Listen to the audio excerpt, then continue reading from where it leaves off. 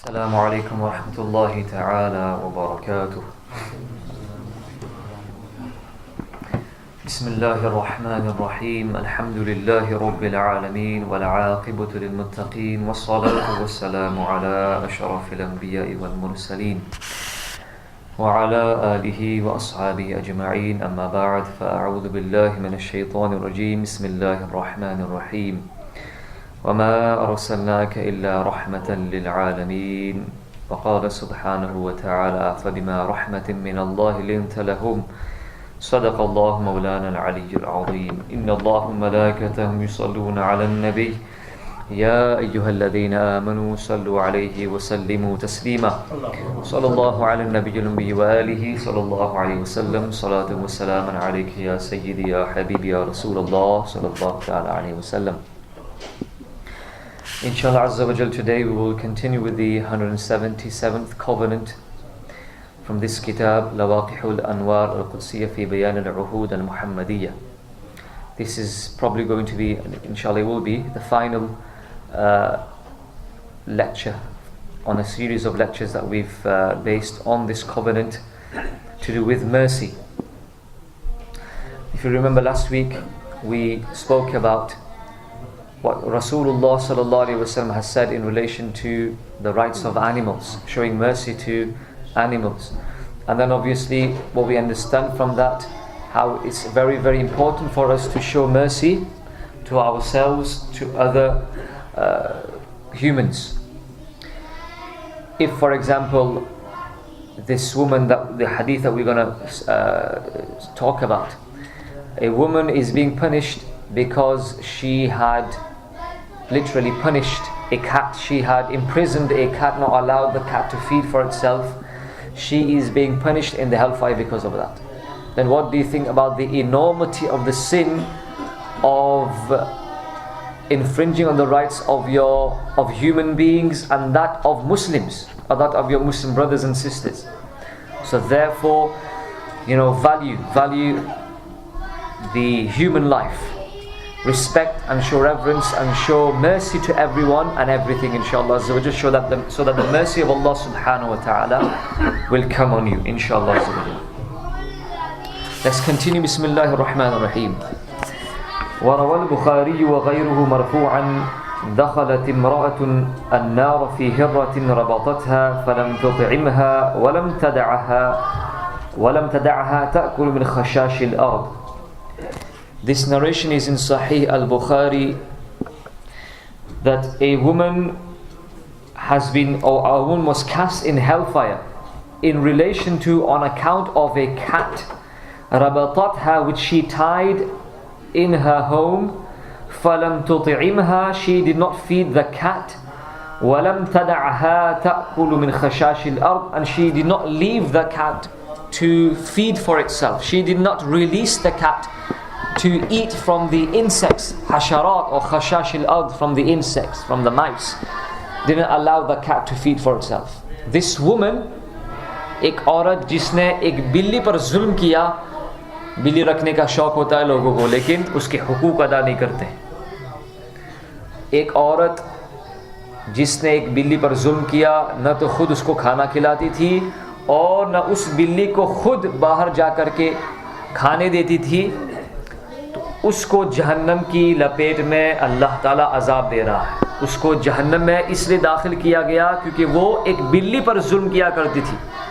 तो अगर कोई शख्स किसी इंसान पर, और वो भी मुसलमान पर जुल्म करे, तो उसका कितना बड़ा अजाब होगा. This is what you need to understand. Don't just leave it here. Okay, you're talking about animals and also, no. From these ahadith we should understand the enormity and the severity of the punishment for someone who infringes on the rights of a Muslim brother or sister. We do that every single day. How? We backbite people. We talk ill about them behind their backs, or even in front of them. We break their hearts. We emotionally, physically, spiritually torture them. Okay, so you should understand from this the severity of infringing on the rights of your Muslim brothers and sisters. You are in a class environment. Again, this also applies to you. Okay, infringing on the rights of your fellow class, your class fellows, colleagues. And another narration it says, عُذِّبَتْ امْرَأَةٌ فِي هِرَّةٍ سَجَنَتْهَا حَتَّى مَاتَتْ لَا هِيَ أَطْعَمَتْهَا وَسَقَتْهَا إِذَا هِيَ حَبَسَتْهَا وَلَا هِيَ تَرَكَتْهَا تَأْكُلُ مِنْ خَشَاشِ الْأَرْضِ. A woman was punished on account of a cat which she had imprisoned until the cat had died. And we have on news people, having entertainment, throwing cats in fire, throwing cats in boiling water, in boiling oil. And they have an entertainment, they have these nincompoops, these ignoramuses sat around, and then they watch this, watching animals being treated unfairly, witnessing animals being killed for no reason whatsoever. Rasulullah ﷺ said, if someone kills a sparrow for no reason, for no proper reason, he will be questioned in relation to it. He will be punished on Yawm al-Qiyamah on account of that. An usfur, a sparrow, a small bird. So this woman, she had imprisoned the cat until the cat had died. She did not feed the cat. She did not quench the thirst of the cat. She didn't allow the cat to quench its thirst. إِذَا هِيَ حَبَسَتَهَا. When she had imprisoned the cat, she did not feed the cat herself. She did not give water to the cat herself. وَلَا هِيَ تَرَكَتْهَا تَأْكُلُ مِنْ خَشَاشِ الْأَرْضِ. She did not even allow the cat to feed for itself. Because obviously, remember, if you release the cat in the outside world, it feeds for itself. This is the system which Allah has put in place. They naturally feed for themselves. They know what to catch. Obviously, mice and rats. That's the main dish that they have. But she didn't allow the cat to do that. Cheese, did you say? Okay, right. Obviously not dal chawal. Okay. And وفي رواية لابن حبان في صحيحه أن النبي صلى الله عليه وسلم رأى الهرة تنهش قبل المرأة ودبرها إذا أقبلت وإذا أدبرت. أي في النار. Rasulullah sallallahu alaihi wasallam saw on the night of ascension, Mi'raj Sharif की रात नबी करीम sallallahu alaihi wasallam ने देखा कि एक बिल्ली एक औरत को नोच रही है. The Prophet sallallahu alaihi wasallam saw on the night of ascension, as he was observing the punishments, the punishment that is being afflicted on the inmates of hellfire in Jahannam. Rasulullah sallallahu alaihi wasallam saw one particular woman that a cat was biting her frontal and the rear part. When the cat was going here and there, the cat was punishing this woman. Why? Because this woman did not feed the cat, did not fulfill the rights of a cat. And today, what do we see on the news? What do we see across the entire world? Bloodshed. Of human life being, put an end to human life, an ethnic cleansing of human life. When a person is being punished because of infringing on the rights of a cat, what do you think about the enormity and the severity of the punishment for killing a human life? What does Allah subhanahu wa ta'ala say in the Quran? أنه من قتل نفسا بغير نفس أو فساد في الأرض فكأنما قتل الناس جميعا. A person who kills a soul with no right whatsoever, it is as though he has killed the entire humanity. You kill one person, a person kills one person, he has killed the entire humanity. This is what's happening around the entire globe. We are paving the way towards a world war. Not World War III, the third World War now. With these nuclear weapons and all this, and they don't have any value to human life. Complete ethnic cleansing, destroying, an entire human population in Afghanistan, what they did in Libya, what they did in Syria, and what they are still doing in Syria. What they have done in Burma to our Rohingya Muslims. Okay? Wallahi, you can't even read the description of the way they tortured the Muslims. the way they burnt them alive, the way they set alight their bodies and cast them into pits, okay, the way they, na'udhu billah, raped our Muslim mothers and sisters, the way they made children orphans and the wives as widows. Okay, you can't even talk about the horrendous depiction of what's happening and what happened in Burma. This is right. This is in the 21st century, right? Where we have campaigns going on about animal rights, about how we need to talk, there's just a current law that's been passed in California, I think, that they can't sell puppies, dogs from wherever they keep them.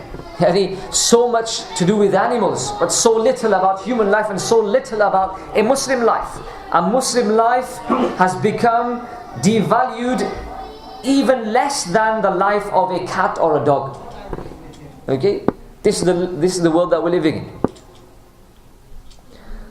and we'll talk about the cause and the solution to the current crisis, to the Muslim crisis that we have right now, in the next covenant. Okay, inshallah azza wa jal. There's another hadith of the Prophet sallallahu alaihi wasallam, رواه الإمام أحمد والطبراني أن رسول الله صلى الله عليه وسلم قال في حجة الوداع, in the farewell pilgrimage, Rasulullah sallallahu alaihi wasallam said, farewell pilgrimage, the famous khutbah, the farewell sermon, read it, understand it. It is a universal message of peace, a universal code, a stipulation of laws and regulations for world peace. The farewell sermon. Rasulullah sallallahu alaihi wasallam said, this is an excerpt from that sermon. Rasulullah sallallahu alaihi wasallam said, "Ariqa'ukum at'imuhum mimma tut'imun, mimma tat'amun, waksuhum mimma talbasun, فإن جاءوا بذنب لا تريدون أن تغفروه فبيعوا عباد الله ولا تعذبوهم." The Prophet sallallahu alaihi wasallam spoke about servants and slaves. You know what happened about slaves in America. You've read history, right? They used to treat them worse than they would treat anyone or anything, an inanimate object. They used to treat slaves worse than that. Rasulullah sallallahu alaihi wasallam, the Prophet of mercy, the Prophet of Islam sallallahu alaihi wasallam, said, in particular in relation to servants and slaves, Rasulullah sallallahu alaihi wasallam said, feed them from that which you feed yourself. Give them the same food that you eat for yourself. For example, in this day and age, don't eat pizzas and chicken gourmet burgers and whatnot, and then you give the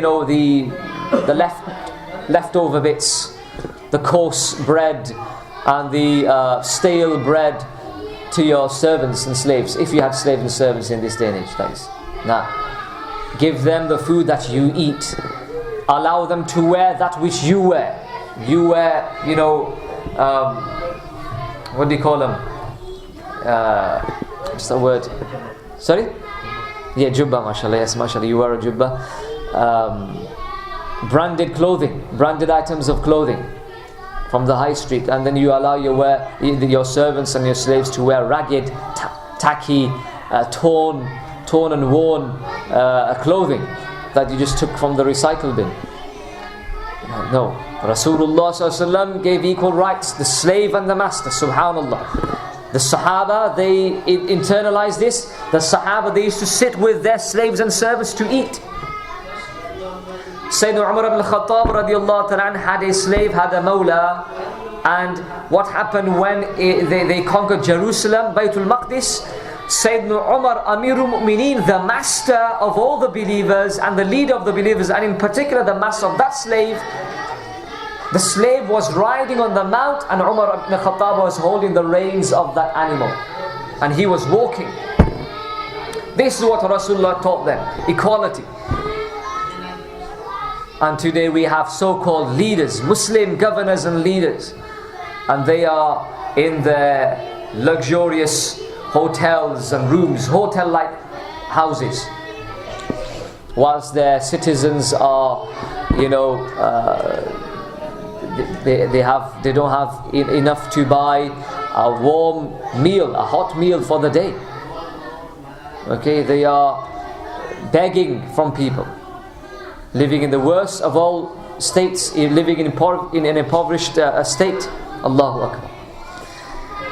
فَإِنْ جَاءُوا بِذَنْبٍ لَا تُرِيدُوا أَن تَغْفِرُوا If they commit a sin, if they commit an error, and you do not want to forgive them, you do not want to forgive them, O masters, then what should you do? فَبِيعُوا عِبَادَ اللَّهِ وَلَا تُعَذِّبُوهُم. Sell them. Don't punish them, sell them. Give them to someone else. If they commit an error, if your slaves and your servants do something wrong, and that you don't want to forgive them, then don't punish them. Give them away. Sell them. Allahu Akbar. وفي رواية للترمذي في العبيد مرفوعا إن أحسنوا فأقبلوا وإن أساءوا فاعفوا وإن غلبوكم فبيعوا عباد الله ولا تعذبوهم. If they do good, appreciate it, accept it. If they do good, reward them. وإن أساءوا فاعفوا. If they do wrong, forgive them. وإن غلبوكم.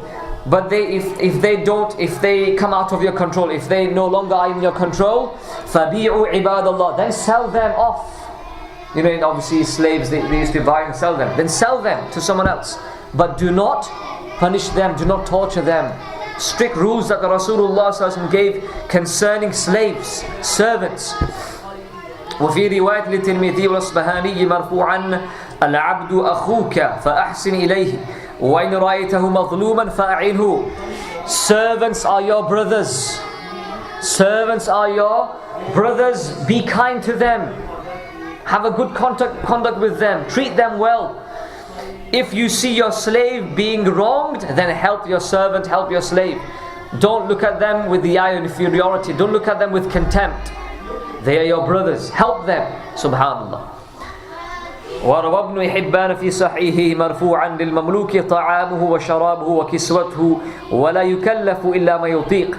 For the servant is the food and the water and the clothing. It is his right that he be fed, he be clothed, he be given water. ولا يكلف إلا ما يطيق. Don't burden the servant with more than what he can bear. Don't burden a soul with more, what he can bear. This is the principle that Allah subhanahu wa ta'ala has made for us. What is the principle that Allah subhanahu wa ta'ala has? لا يكلف الله نفسا إلا وسعها. Allah does not burden a soul more than what it can bear. So why are you putting more burden on your servant than what he can bear? Again, in this modern day, a servant can be classed as the employee, and the master is like the employer, the employer and the employee in the work system that we have nowadays.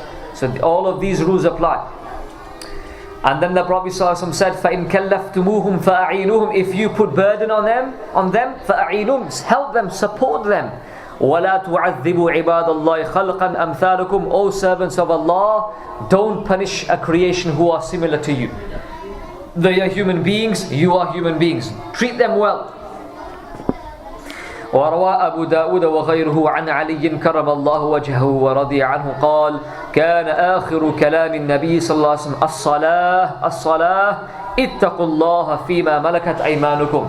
Sayyiduna Ali كرم الله وجهه الكريم says, the last of the words of Rasulullah, listen to this, the last words spoken by the Prophet ﷺ before his physical demise, before his physical departure from this world was what?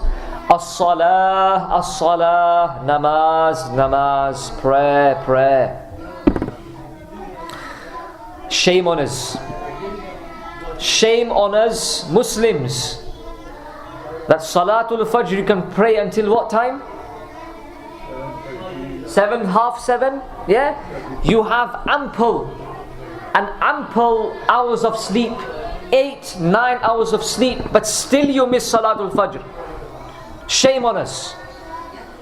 And then we cry crocodile tears when we hear things on the news. What's happening to our brothers and sisters in Burma, Rohingya Muslims? What's happening, what's currently still the ongoing crisis in Syria, Palestine, in Kashmir, India, Pakistan.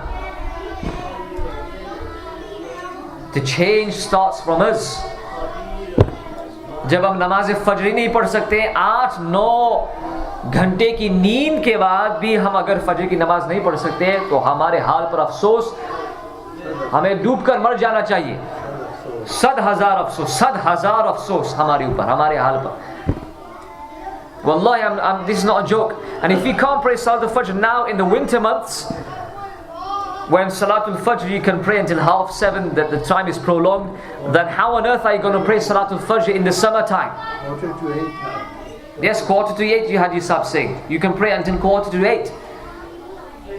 Bang on time when you wake up for school. If you can't even pray your Salatul Fajr, then how on earth are you going to pray Salatul Fajr in the summer months? And shame on your parents if they don't wake you up, if they don't tell you about this. Actually, shame on them first and then on you. Obviously, that's not to say that, I blame my parents. No, you are baligh now, alhamdulillah, illa mashallah, obviously. You have reached the age of maturity. You are now held accountable. Shame on both parents and the children. Yes, if they don't pray Salatul Fajr, and if their parents are not concerned, they're concerned about why you're not waking up, where's your homework, where are your books, where's your bag, why haven't you done your homework? The first question that they should be asking is, why haven't you prayed Salatul Fajr? Wake up, clip you round the ear, come down the stairs, Salatul Fajr. Otherwise you're not going to have the halal sausage on the bread with beans for breakfast. Seriously, this is the punishment that the parents need to, execute. The verb execute, inshallah. If you don't pray for Salatul Fajr, no breakfast. Obviously, one day he'll think about it. The other day, he'll rumble tumble in the belly. He won't. You'll wake up.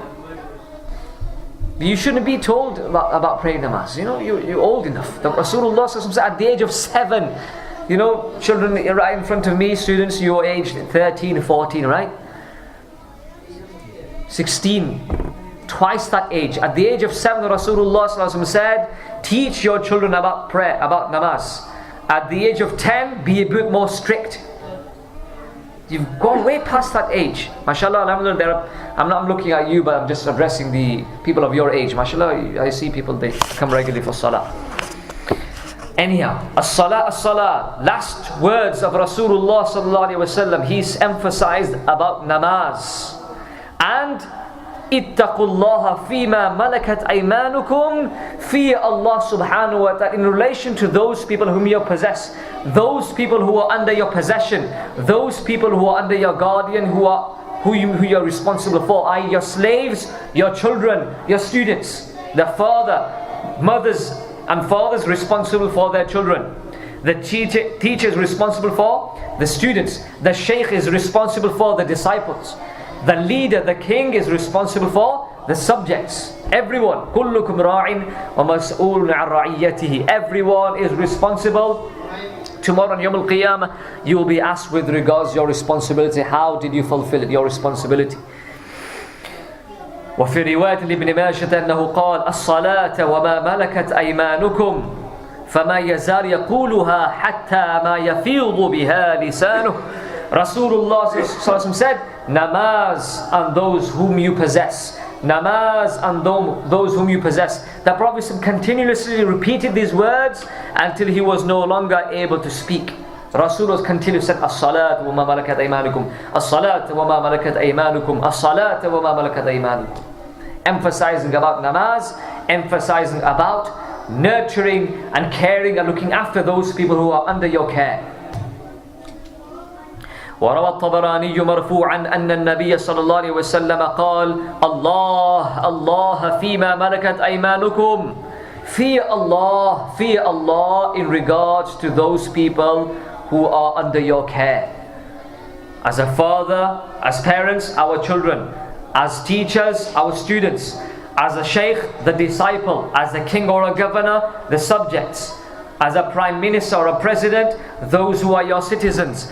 As a president of an institute, those people who work under you. As an employer, the employees. Everyone has a situation where you're responsible for those who are under you. Allah fima malakat aymanukum. Fear Allah subhanahu wa ta'ala in regards to them. Ashbi'u butunahum. Satiate their hunger. Fill their stomach. Waqsu dhuhurahum. Give them clothes to wear. Clothe them. Wa alinu lahumul qawl. Speak gently and kindly and softly to them. You know, even in this day and age, 21st century, you look at some of the situations, what's happening in the workplace, the employers talk and treat their employees as if they're a piece of rubbish. Talk to them, you know, as if they are slaves and servants. This is not the way to treat those people who are under you. Okay, again with tarbiyah and with parents, parenting obviously, you don't just yell constantly at your children. This is not the way you treat your children. Treat them with affection and love. And as you being children, treat your parents with respect and reverence. Listen to them, obey their instructions. They want the best for you in this world and the hereafter. Listen to them. Okay? وروى أبو داود والترمذي أن رجلا قال يا رسول الله صلى الله عليه وسلم كم أعفو عن خادم.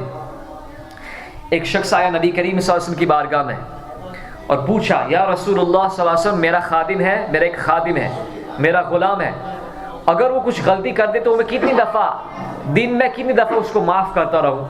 नबी करीम सल्लल्लाहु अलैहि वसल्लम इरशाद फरमाया कुल्ल यौमिन 70 मर्रा, हर रोज़ 70 दफ़ा उसे माफ़ किया कर. अल्लाह.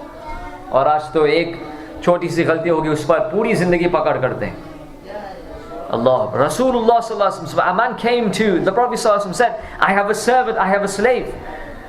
How many times should I forgive him? If he errs, if he commits a mistake, if he does something wrong, how many times in a day, how many times should I forgive him? Rasulullah sallallahu alaihi wasallam said, every day forgive him 70 times. Forgive him 70 times. Overlook his mistakes, 70 of his mistakes at least.